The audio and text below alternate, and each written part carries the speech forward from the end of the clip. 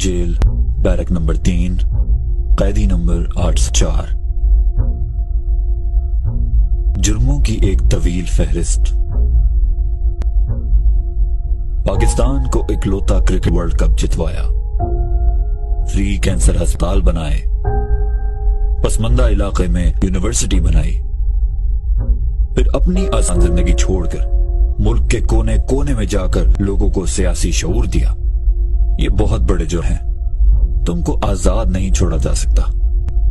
तुम ताकतवर को कानून के नीचे लाना चाहते हो। तुम माफिया से टक्कर लेना चाहते हो।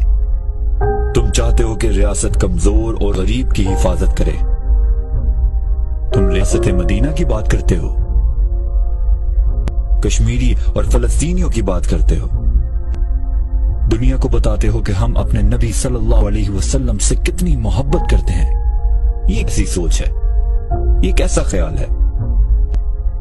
पाकिस्तान को दुनिया में इज्जत दिलवाना चाहते हो। तुम्हारी जुर्रत कैसे हुई कि पाकिस्तान एक आजाद और खुददार मुल्क बने? तुम्हारी जुर्रत कैसे हुई कि लोगों को बताओ कि पाकिस्तान एक अजीम ख्वाब था? तुम्हारी जुर्रत कैसे हुई कि लोगों को ला इलाहा इल्लल्लाह का मतलब समझाओ?